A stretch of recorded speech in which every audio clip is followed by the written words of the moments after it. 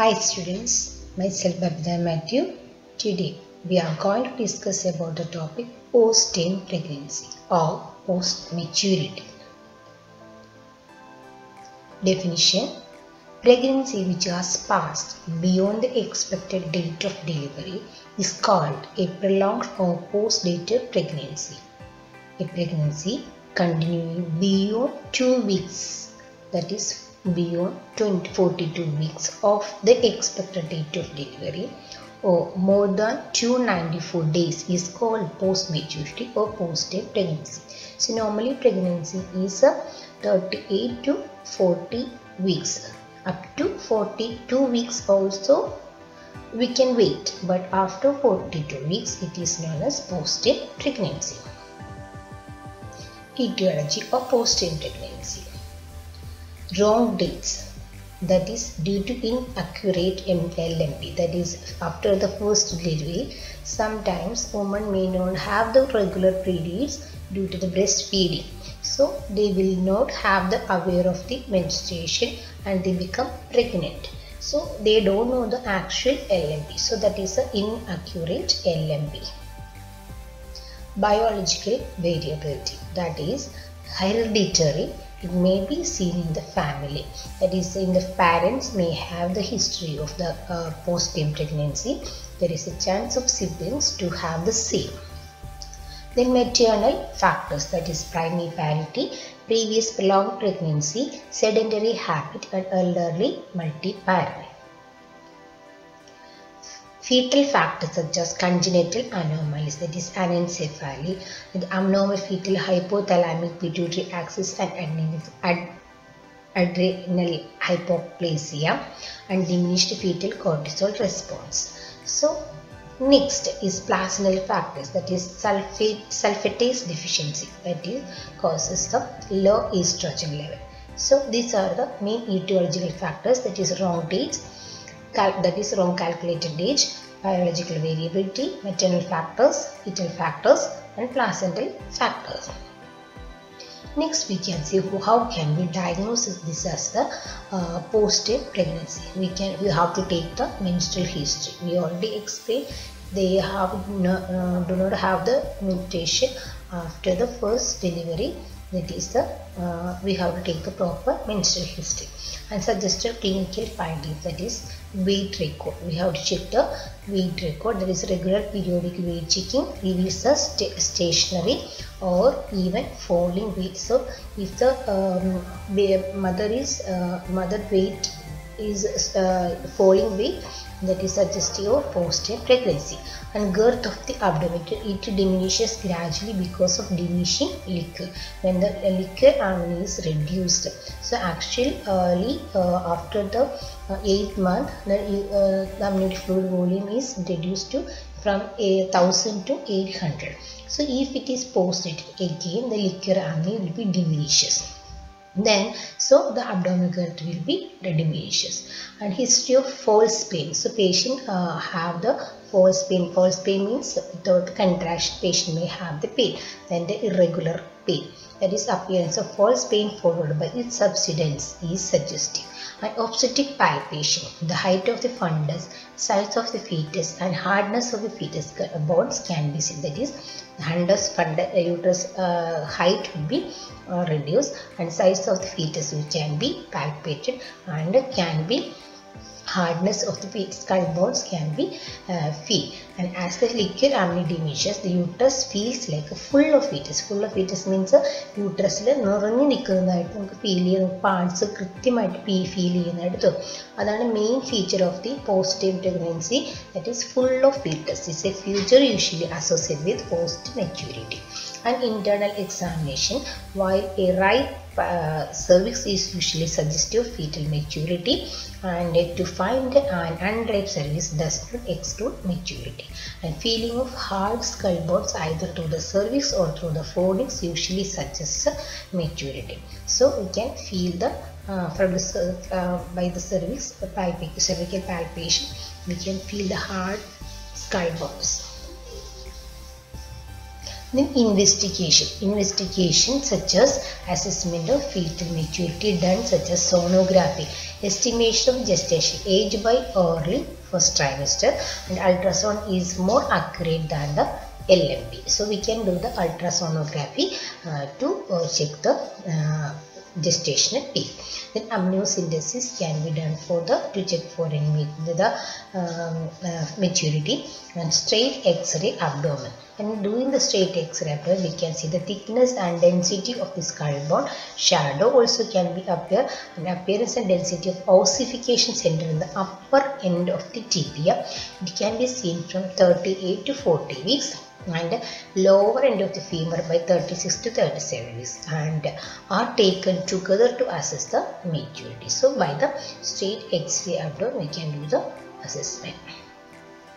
Next is the assessment of fetal well-being should be done. It is done by twice weekly non-stress test, biophysical profile, and ultrasonic graphic estimation of the amniotic fluid volume. These are all the parameters for the fetal well-being. But in modified biophysical profile, NST and amniotic fluid volume is commonly done. Amniotic fluid pocket is less than 2 cm and AFI is less than 5 cm. Indicates induction of labor or delivery. And Doppler velocimetry study of umbilical and middle cerebral artery waveforms are informative for the post-maturity. And absence of umbilical artery end diastolic velocity indicates fetal geopard, that is fetus in distress. Next, diagnosis after delivery. How can we assess that baby is the postpartum baby? The general appearance, baby looks thin and old, like an old person appearance, baby like this. The skin is wrinkled because of reduced liquid amnion. The skin will be wrinkled. There is absence of vernix caseosa, and vernix caseosa is a creamy substance present in the fetal body. So that will be absent, and body and the cord are stained with greenish yellow color. That is the vernix gas. This fluid is fluid is thick. That's why the cord and the baby's body is like a greenish yellow color, and head is hard without much evidence of molding. The head has the bones are hard and the sutures hard. That's why molding is not happens, and nails are protruded beyond the nail buds. And in the weight often usually more than 3 kg, and length will be about 54 cm. Both are variable, so that is 54 means more than the normal length, and variable, and even in IUJR baby may be born, and liquor amnion is scanty and may be stained with the meconium. And placenta, there is evidence of aging of placenta manifested by excessive infraction and calcification can be seen in the placenta of the postpartum baby.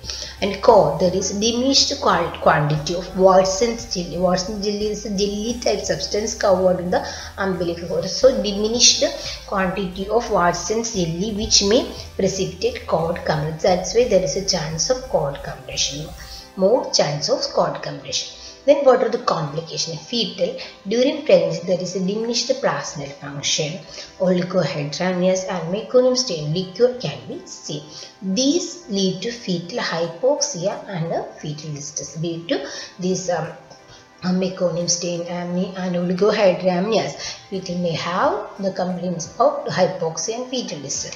During labor, there is fetal hypoxia and acidosis, labor dysfunction, meconium aspiration, risk of cord compression due to oligohydramnios, shoulder dystocia, increased incidence of birth trauma due to weak baby, and non-molding of the head due to hardening of the skull. We already explained the post-mature baby having the hardening of the skull bone, so that the molding will not be properly happen.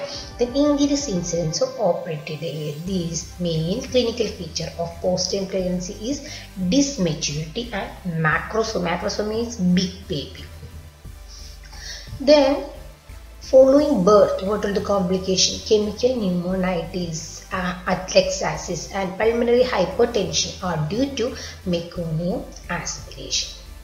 Then hypoxia, that is low ABCA score and respiratory failure will be the hypoglycemia and polycythemia can be seen.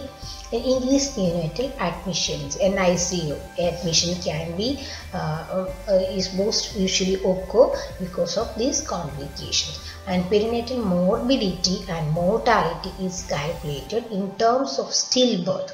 The risk of stillbirth is increased by 3-fold from 37 weeks to 43 weeks. So there is a risk of stillbirth is more chance. Then maternal complication. There is increased morbidity incidental to hazards of induction. Then instrumental and post-operative, because of these hazards of induction, instrumental and operative delivery, there is an increased chance of morbidity for the mother. Then what all the management can be done for the post-term pregnancy or post-maturity? Uncomplicated cases, selective induction.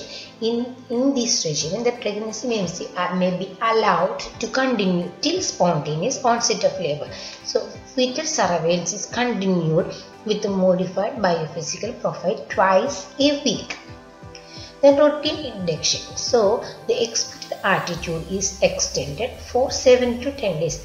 In foreign countries or in America, Australia and foreign countries, they will wait for 42 weeks. Then if after 42 weeks no deliver, then only they will go for the induction. But in Kerala, we will not expect for 42 weeks.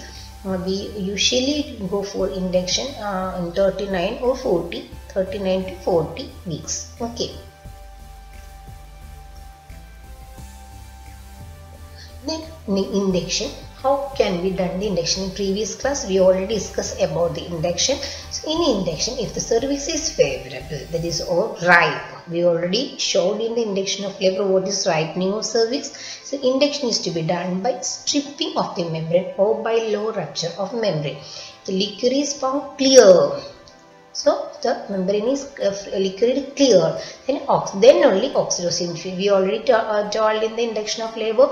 So after the liquor is clear, because we already know there is a more chance of meconium stained liquid amnion. So that's why we have to do for the stripping of membrane, low rupture of membrane. Then if the liquor found clear, then oxytocin infusion is added to be more effective. Careful fetal monitoring should be done.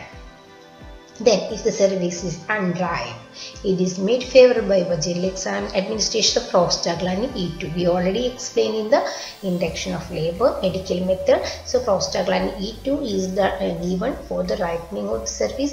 This is followed by low rupture of membrane. Then it is clear, then can do the oxytocin infusion is added when cervical length is less than 25 mm is a predictor of successful induction of labor.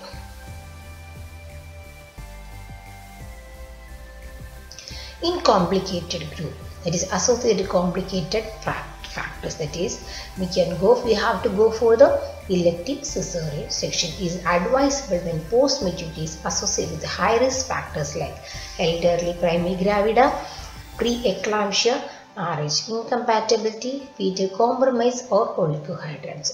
If you found all these factors, we have to do the elective cesarean section. The associated complications that are likely to produce placental insufficiency, ideally, pregnancy should not be allowed to go past the expected days. If there is any complication related to pregnancy, we should not go wait for the will wait more than 40 weeks. So we can prevent the post-term pregnancy. Care during labor. In labor time, whether spontaneous or induced, the labor is expected to be prolonged because of the big baby and poor molding of the head. Then more analgesia is required for the pain relief because of prolonged labor and possibility of shoulder dystocia because of big baby is to be kept in mind, and careful fetal monitoring with available guard kits is to be done. So always be prepared for the prevention of complication. If the fetal distress appears, prompt delivery either by cesarean section or by forceps or ventosa is to be done. If the fetal distress appears, we have to go for the forceps or the ventosa, or emergency cesarean section can be done. So that's all about the postpartum or the postpartum pregnancy. Okay, I think all of you are clearly understood what is postpartum or post maturity and its management.